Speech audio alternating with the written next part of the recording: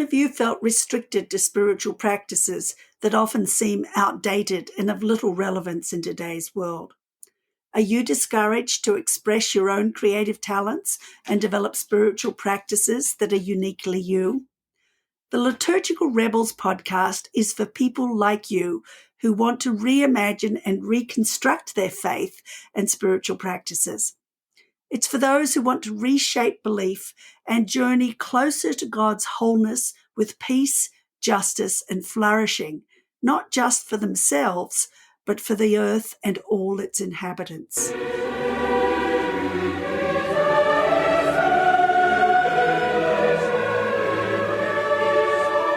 In today's episode, I will be in conversation with Martin Poole, parish priest of St. Luke's, Prestonville in Brighton in the UK, and founder of Beyond Church, an arts organisation dedicated to creating innovative arts and spirituality events and conferences.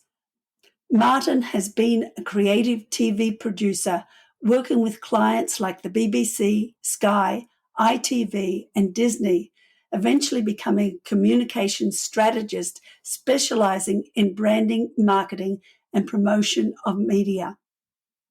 As the founder of Beyond, he has initiated and curated hundreds of public arts events on the seafront, in parks, in pubs, and theatres, and is the inventor of the Beach Hut Advent Calendar, which ran for 11 years along Hove Promenade. He recently authored a book, Church Beyond Walls, which is a description of the creation and production of some of these art events and the personal stories of those who became involved in them and their experiences of the divine through the wonders of art.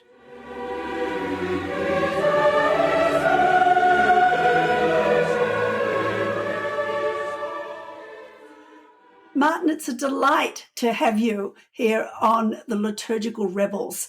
Ever since since we talked when we were in England recently, and since I read your book, I've really been wanting to chat to you about your book and about some of the other aspects of what you do and what you've done in the past. I'm just so inspired by the creativity that you bring to worship and the ways that you worship outside the church and in the public space. So I'm very much looking forward to this conversation. So well, thank you. Oh, you're welcome. Can you tell us a little bit about your life journey and how you came to be so interested in taking spirituality out of public spaces? Oh, wow. Okay. That's a few.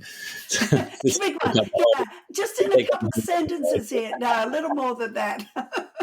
So I trained to be a priest full time in the Church of England, but was involved before I started that training in performing as an actor, and that developed while I was training. And so at the end of my 3 years, I decided to, rather than going to a parish and be ordained, I went to drama school for a year, did a postgrad course, and then worked as an actor for 5 years. During that time, while I was working as an actor, I was able to be ordained as a priest in the parish that I was in South London. And slowly my acting career turned into a TV production career. So most of my working life, I've been a TV producer in the field of design and graphics in television. So kind of a very creative field. And we moved from London, me and my family moved from London in 1999 down to Hove, which is part of Brighton and Hove on the south coast in England. And started to get involved in church here, but I was a bit dissatisfied that Hove is a very creative, exciting, culturally rich city, and the churches weren't really reflecting that in any way. So after 5 or 6 years of trying to drag an ordinary English parish church into some kind of creative sphere, I kind of gave up and thought, well, I'll start something that's already creative and not necessarily in church, but has a flavour of church. And that's where Beyond came from, which was started up in 2008. It's fascinating. I think what an interesting combination, an actor and a parish priest. Actually a very good kind of combination. In some ways, I think that acting should be a part of the parish priest kind of responsibility. Yeah, I mean, interestingly, but I think not for the reasons that people normally think. I think one of the best things about having had an acting training is I know when I'm putting on an act, and I Mm, think the worst thing is for a parish priest to be putting on an act or doing a yes, performance. I yes. think what people want and what God wants is for us to be authentic when we worship. And the great thing about having done acting training is I know when I'm being authentic, and I'm happy being authentic in front of a group of people. That's Um, the other wonderful. thing, the other thing, of course, about being a priest is that it's this amazing um, connection between word and symbol that you have in the Eucharist. Hmm. That is just amazing to be involved with that as a priest and an actor. That kind of combination of symbol and sacrament and word is really central to what I'm about when it comes to worship. Mm. Wonderful. And you recently published a book entitled Church Beyond Walls, Creative Yes, Church in Public Spaces. And I've just finished reading the copy you gave me when we were together and have absolutely loved it. And I think, it has so many resources in it and it really deserves a broader audience. And even though, some of the examples from the UK don't really fit in a US um, kind of environment, and probably not in Australia either. But a lot of them do. And so, can you give us a little bit of information about what the book's about and okay, what was the purpose for you for writing it? cool. So the book is it's a kind of a historical record actually of the projects that Beyond did from 2008 until 2018. And Beyond still exists, but in a slightly diminished form from where it has been. But those years were the kind of the glory years when there was lots of energy and lots of really interesting things going on. And our passion always, the purpose behind setting up Beyond, from my perspective, was always to have a small group of people, a like-minded people, who wanted to put on public art events that provoked people to think about God in some way. Mm, And so everything we do is certainly in those early years is in public space in some sense. And initially, for our first year, we booked a studio theatre, and we moved into upper rooms in pubs. We did things in parks and on the seafront. Latterly, now I've become a parish priest. We use my church as the venue because it's free and it's easy and it's right next door. But that's slightly lazy, to be honest.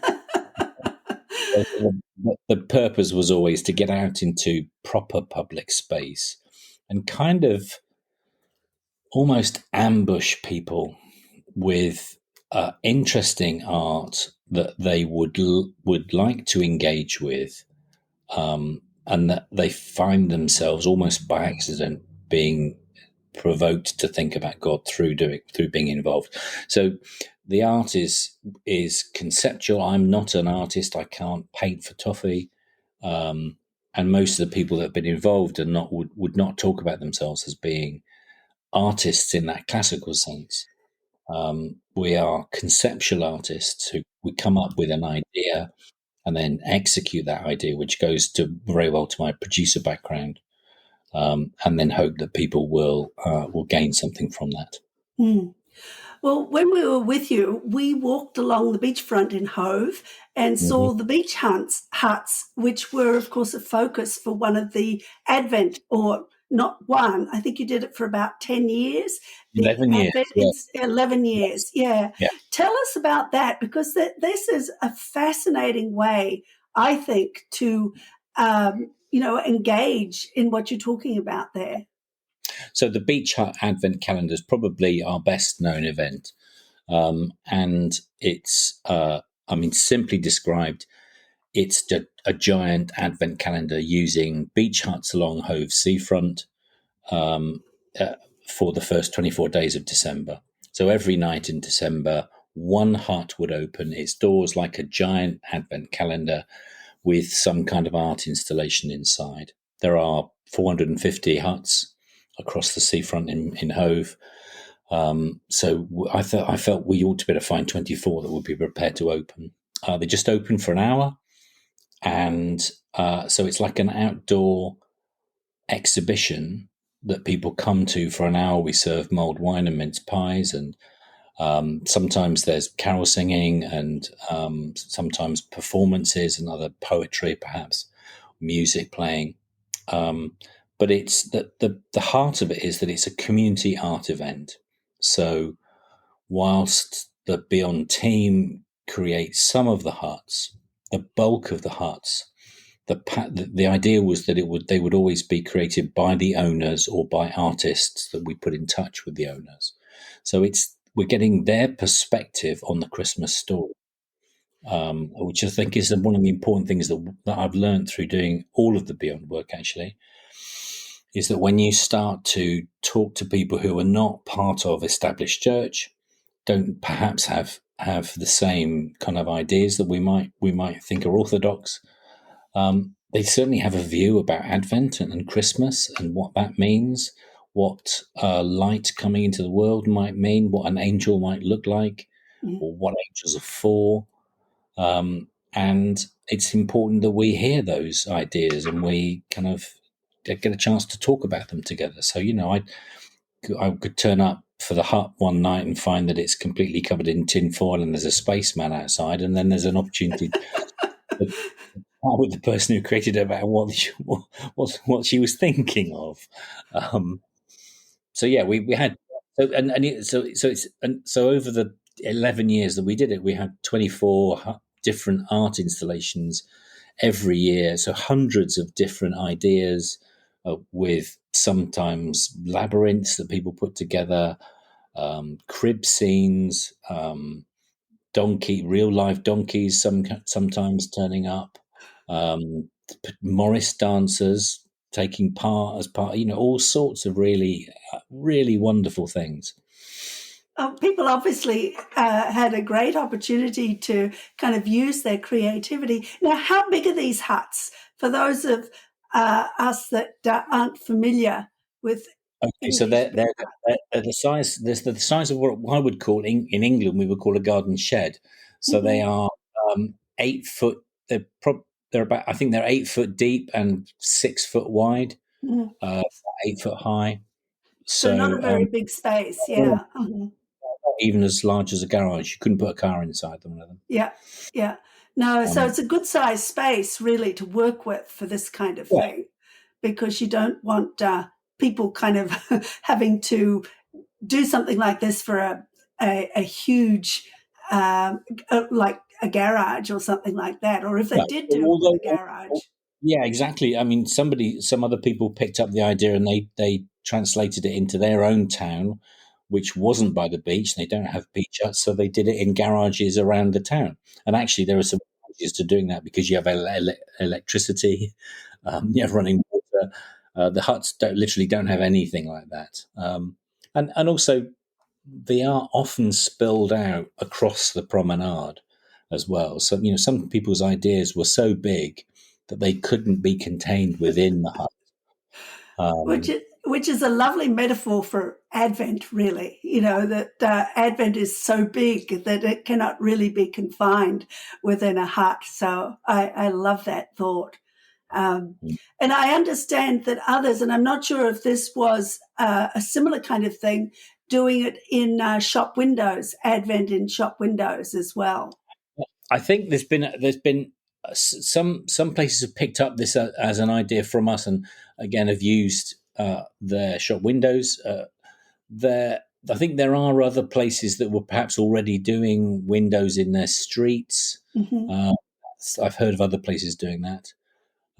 We also what some of our other projects used shop windows at other times of year. One of the things that we discovered beyond was that people, it's quite good to hook into folk memory of church seasons. Advent is fairly well known. Obviously, the lead up to Christmas, even if you don't know, it's called Advent. People also still have a kind of a folk memory about Lent and what Lent might be.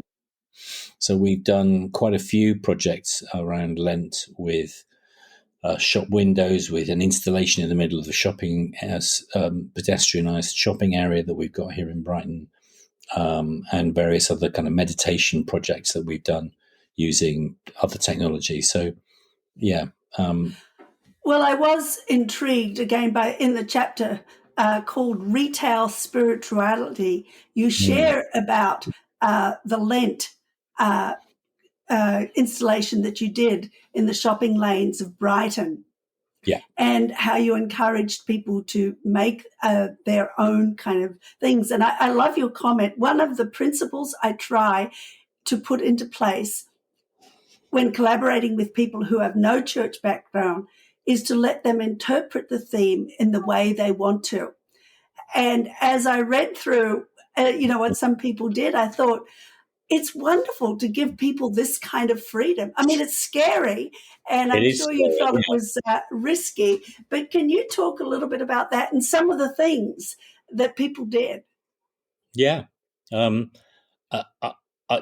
said it goes back to the heart of what I was saying before about an important thing being about listening to people's views of God through the work that we're doing together.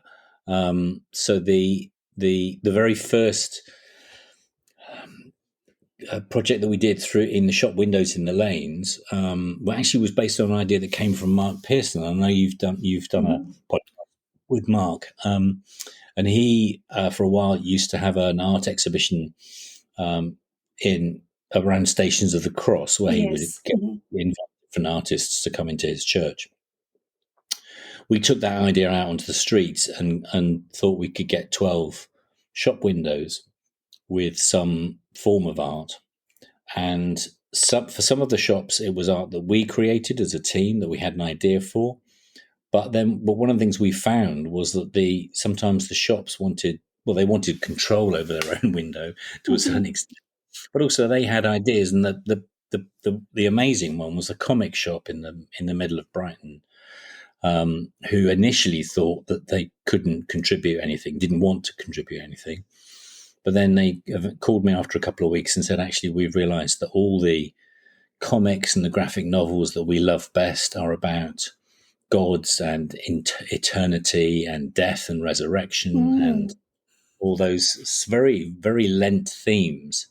And so they would like to get involved. When they put the display together, which was a comic called Crisis, in a cross shape in the window, which features a force which is called the God Killer. It felt like a really good way to talk about Lent to that particular constituency. And that's the other thing about doing this, is when you get people involved in these things who come from a different cultural background. So in that case, graphic novel geeks and Star Wars fans and all that kind of stuff, they come up with ideas that are appropriate for their demographic. Yes, which is I could never do. So yeah, that's what the other reason for wanting to collaborate with people and listen to their ideas. And wouldn't you have loved to have been a fly on the wall with some of the conversations that must have occurred in the shop as a result of that? And I've been back and chatted with them about other things. In fact, I got asked to present at an academic conference about comics and theology, which was quite a surprise. And I felt very out of my depth, I'll be honest with you. What fun, though. I mean, that's the kind of thing that, you've got to be reaching out to people beyond church for that kind of thing to happen. So that's wonderful. And another thing, I love that you take some of the traditional services outside church. I was fascinated by you talking about the Tenebrae service in a dank hotel basement, and then Easter on the beach, which of course some of us, well, particularly those of us from Australia, are familiar with that kind of an idea. But what value do you see these kinds of services in public spaces have, and what kind of impact do they have? Well, I think that it's twofold really with something like the Tenebrae. And the Tenebrae services are probably my favourite service of the year. I love it because too. it's so dark. Mm-hmm. And for us, it's a Holy Saturday service. So it's the day when Jesus, well, it's basically the day when God is dead. Mm-hmm. He's died on a cross, but he hasn't come back to life yet. And I always put myself in the position of the disciples and think, how hopeless must they have felt? Yes. The service kind of reflects that. It has starts with 6 lighted candles that gradually get extinguished until you're in the dark at the end. Mm-hmm. And so putting it, the first time we ever did it in this cellar in the hotel seafront, felt like we were in the tomb. So curating the liturgy into a specific venue gives it more power and meaning. So it's not a fully, I mean, it is a public space, but obviously being the cellar of a hotel, you've got to have permission to go in there. We didn't sell tickets, but you needed to know it was there to get into it. So most of the people who came were church folk, but it gave a perspective on that time, that part of Easter that they had never had before because of the event. But then the other side of it is when you're doing a dawn service on the beach on Easter Day, all kinds of people around. I mean, usually Easter Day here in Brighton, it's pretty cold and not very nice. Usually it's hardly ever a sunny dawn where you watch the sun come up. It's usually, is it risen yet or not? Because you can't see it. I must say the last dawn service I went to was in Hawaii, and that's the perfect place to do a dawn Easter service.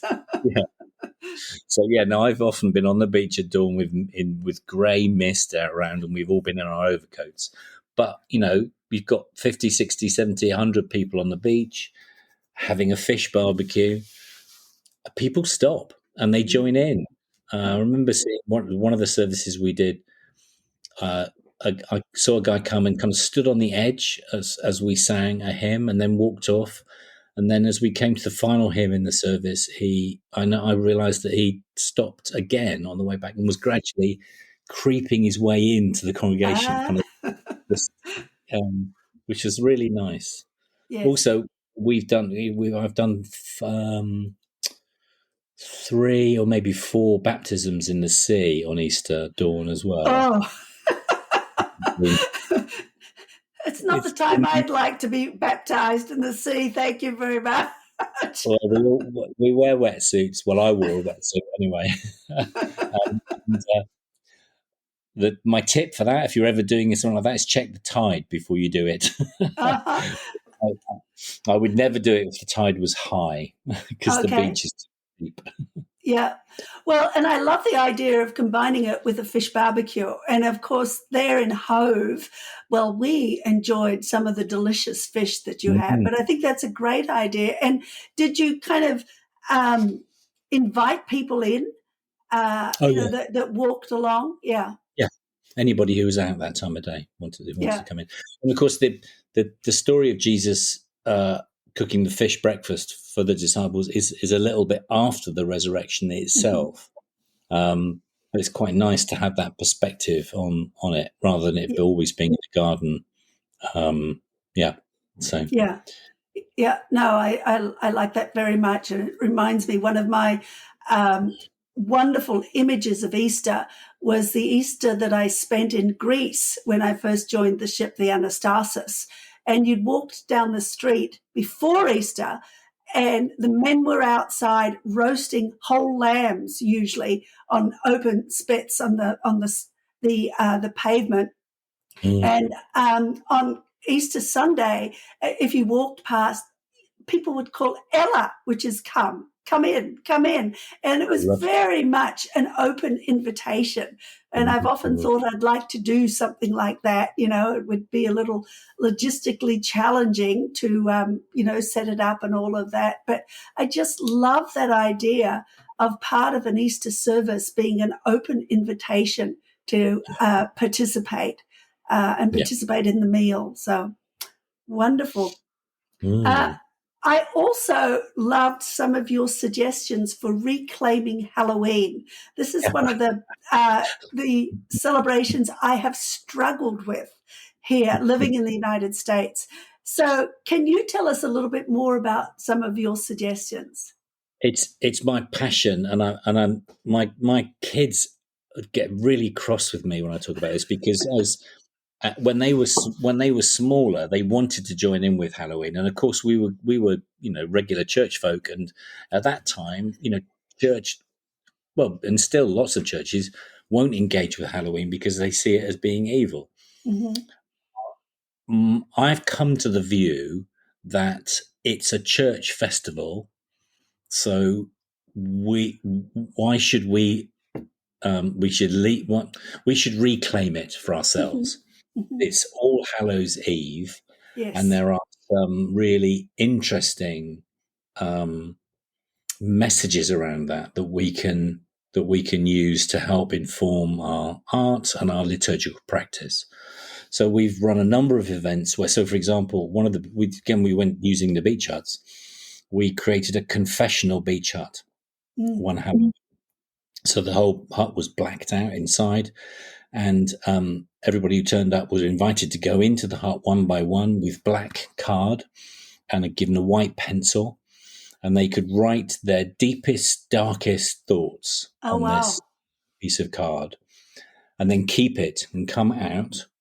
And then once everybody had a go, we had created one of the team had made this wonderful cardboard boat that's about 2 foot long, and we lit some torches, flame torches, and we processed from the beach hut down to, not to the sea, but to there's a lagoon behind the sea, which is like a boating lake.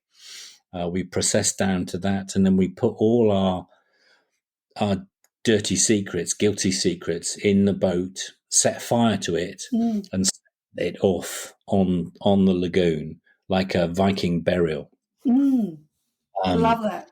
so that was one way of kind of celebrating Halloween. We've done an event at in a church actually called All Saints Church, where we focused on saints, and there's all these crazy saint stories which I love. You know, Yep, me too. Dennis who had his head chopped off, and so just picked it up, carried it under his arm, and carried on preaching. You know, St. Kevin who was praying with his arms outstretched, and a blackbird built a nest in his hand, I love and so that he one. stayed. He stayed like that for the whole of time until the eggs hatched and the birds flew away. I Um, That's one of my favorites. That one. Yes. So we had a whole event in this All Saints Church, which is a wonderful, huge church, like a cathedral almost, about dark and light and moving from a dark place to a place of light, which is the saint's journey. Latterly, we've done here at my church, we do a hot choc stop. So while all the families are out doing trick or treating in all the streets round about, we serve hot chocolate to give everybody a bit of a break and to warm up. We've created these little saints playing cards, like top trumps cards, Mm-hmm. little cartoons of St. Kevin, St. Dennis, and their stories that we then Lovely. give out to the kids as they come round.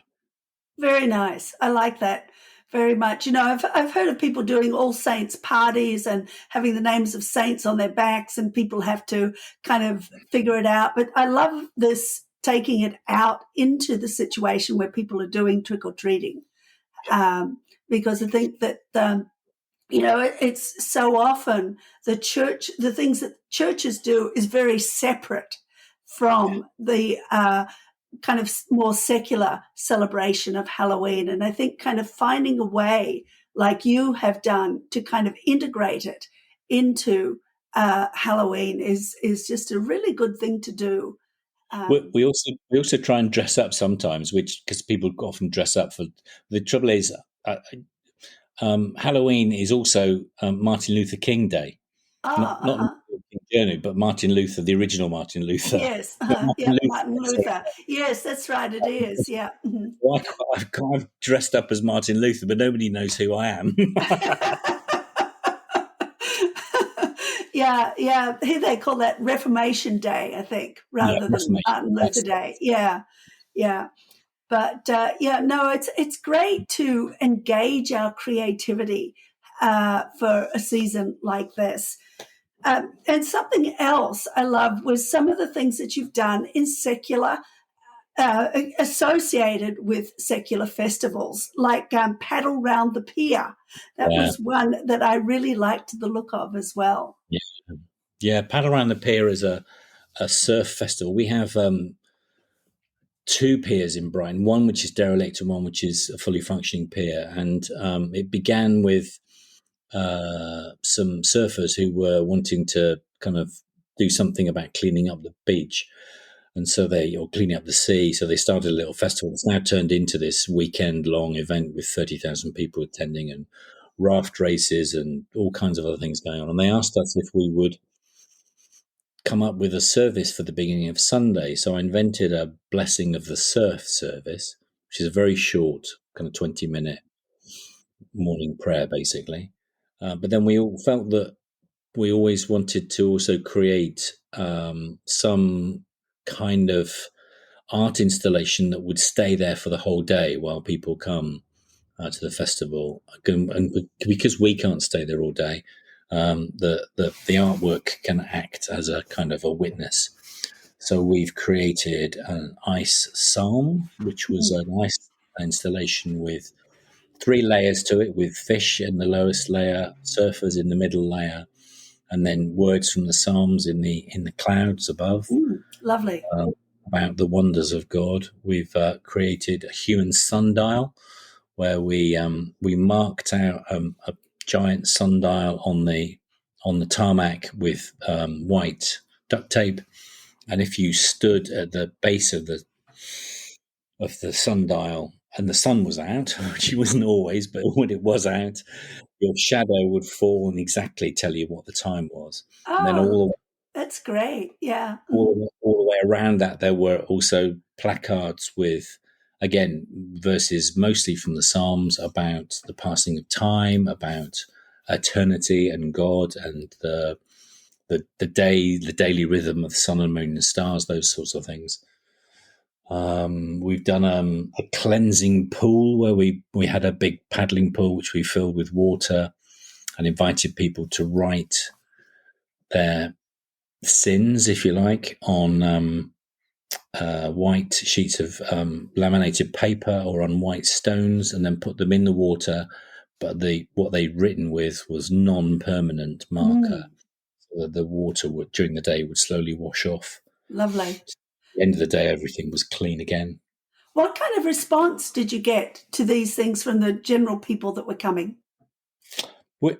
Just amazing. I mean, the ice psalm within 20 minutes of being installed, it was completely surrounded by people wanting to see it, wanting to see how quickly it was melting.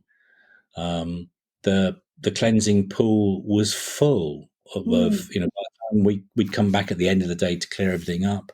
Wow. Every single stone, every white laminated sheet was in the water, and one was clean. What else do we have? So just the response. We had a prayer. We turned a surfboard into a prayer surfboard, which was co-writing by the end of the day. That's wonderful. Yeah. Not only the creativity, but the response is wonderful to hear. Now, some of these things would take a huge amount of time and effort and probably resource to create. So what could you say to people about that and how they could engage in some of these things? I I say we don't have any money to do these things, and that's generally the case. Although I do realize when talking to people that sometimes even $50 for something is more than someone can afford. But generally, because the kind of art installations we're putting together are kind of homemade, Mm-hmm. that usually the resources are usually available in your home or somebody's home. Somebody's got an old surfboard. Well, actually, we approached when we first did the surf thing.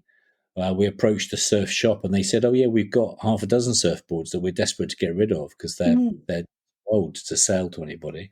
And they gave us loads of equipment. Wow. Um, Mm-hmm. so there's that kind of approach to things. Creating the artworks that went in all the windows for the Stations of the Cross installation. Again, it was either using things that were donated from the shop themselves, things that we had at home, and then the placards were just laminated sheets, just Mm. stuff that you'd have around normally. Sometimes there's more involved. Obviously, doing an ice psalm, you've got to have an ice company that makes. And I did spend a lot of time researching how to get clear blocks of ice from somewhere that weren't. So I have found a supplier who can do them for a reasonable price. Um, but there's always ways around it in terms of getting the resources and the money to put things together. The other thing to say about money is that the Beach Hut Advent Calendar, for example, it was such a loved event that people were desperate to donate. They Mm. couldn't believe we would give them free mulled wine and free mince pies. And from day one, they were saying, "Please, can I give you something for this wine?" And people are used to spending, $5 for half a cup of mulled wine at Christmas. Mm-hmm. We were giving them out for free. Yeah, People would often donate more. that's So lovely. that event actually was a money maker for us. We would just put a pot out, and it always made more money than it cost us, even though we were buying thousands of mince pies and gallons of mulled wine. But we would always end up with more money at the end of December, which we could then put into other events. The other resource, of course, is time, people's time, Yes. and that's where my passion for doing this comes. I love spending the time doing it. We work as a small team. Usually, our team's never really been more than 6 or 7 people. And the team's main involvement is in idea generation. So that's, 2 evening meetings a month to do that. And then, we all have allocated tasks to go away and do our little bits to make things work, which largely falls on me because I'm the one who's got most time because I'm a vicar and we only work on Sundays. Yep. I think a lot of the audience will understand that. Yeah, I think so. But then, if we've got specialist things that need doing, so someone in our team got really beautiful handwriting. So if there's anything that needs kind of placards or writing, then we would ask her to do that. But there are other people who are very good at, I don't know, knitting if we needed knitting or something like that. But yeah, we divide the tasks out. So it's, and if you've got a passion for this stuff, it's like, well, it is being an artist. Artists can't help but create. Yes. Yeah. And Um, getting a team involved, I think, is a key to this too. It's not something that one person can do on their own effectively. You really do need others working with you. and that becomes that kind of is the church. I mean, the other thing Yes. that we've done is, what I've always said about Beyond is that it's not meant to be a church. We're not trying to create. We're not trying to get people's names and addresses so they can become part of our church. But actually, the 6 people who are meeting a couple of times a month to talk about ideas and talk about God and talk about what that means, that is church for Hmm. us. Yes. Uh, Yes. I can and imagine. yeah, so that's valuable. The process of doing it deepens our faith and is meaningful and powerful for us. Martin, is there anything else you'd like to share with our audience before we end this? No, I think I just want to say to people, if they are inspired by this, I mean, obviously buy the book, that would be great. But just be brave, have courage to try. Mm-hmm. That if this is something that you think you would like to pick up, then it is about. You do need to have a bit of courage. You can't, I find now, being a bit older and also being actually post COVID to a certain extent, that there's less. I'm slightly less willing to go out to do things outside than I was 10 years ago. So I want to regain some of that a little bit. I've got to get some of my courage back. But I think that find some like-minded folk and just start talking about what you could do together and dream, mm-hmm. and don't worry that if you think you're not creative, don't worry about that. We are all creative, and when we do something creative, no matter how rubbish we might think it is, we're taking part in something that is divine, because our God is creator God, and even if nobody turns up, the process of doing it is spiritual and is worth doing. Mm-hmm. Yeah, I agree. So, what is the best way for people to obtain a copy of Church Beyond Walls? Well, I guess you're talking internationally. So obviously the book is on Amazon. It is. Mm-hmm. People are happy doing that. I guess you'll put contact details on this podcast. Yeah, we'll have that. We'll have how people can contact you and how they can get your book as well. So I can, and if people are unhappy using Amazon or Canterbury Press is the publisher, you can buy direct from them.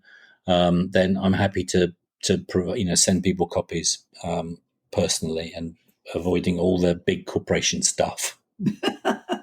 Good. Well, thank you, Martin. This has been a fascinating interview. I really appreciate you taking this time to talk to us. Thanks for coming to visit us. It's been lovely, and thanks for inviting me to do this. Oh, that was a wonderful visit. Really looking back on it with great delight. So thank you. Really appreciate it. In today's episode of Liturgical Rebels, I was in conversation with Martin Poole, author of Church Beyond Walls.